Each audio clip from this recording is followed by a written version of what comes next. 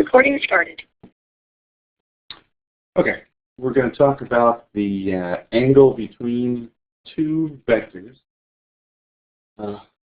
Given two vectors A and B, the angle between them is, well, it's exactly what you see there. It's cosine inverse of the dot product between A and B divided by the product of their magnitudes.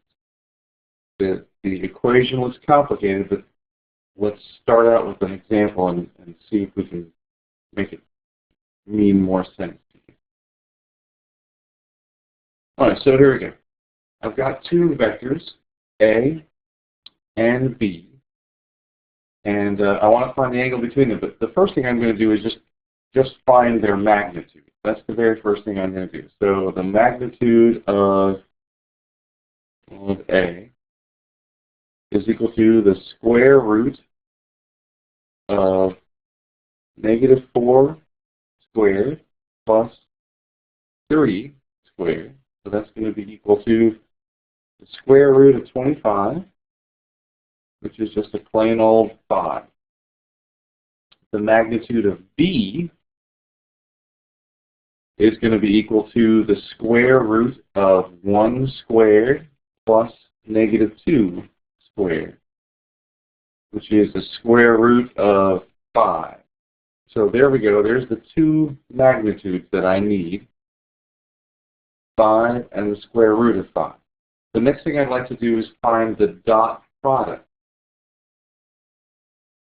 So I want to find the dot product. And remember that A dot B is equal to the first component, that was -4, times the first component in B, which is just a 1, plus the second component in A, which was 3, times the second component in B, which was -2.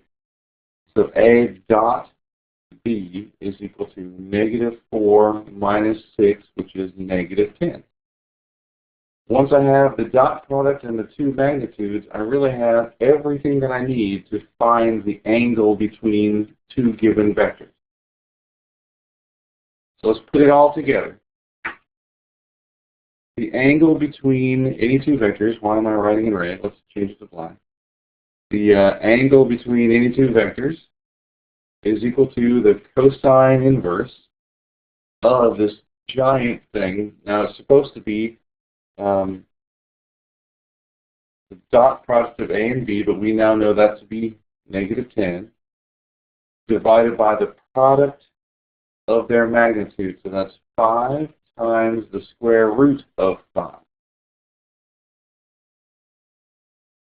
Now, to be honest with you, I'm just going to plug that all into my calculator. So the angle between these two vectors is equal to the cosine inverse of, when I plug that into my calculator, I get -0.89442791. So angle theta must be equal to about 153.4349488. I'll round that to the nearest tenth of a degree and get 153.4 degrees. That is the angle between the two vectors A and B. Now remember, all I had to do is find the magnitudes and the dot product and then put it all together. And you've got the angle between these two vectors.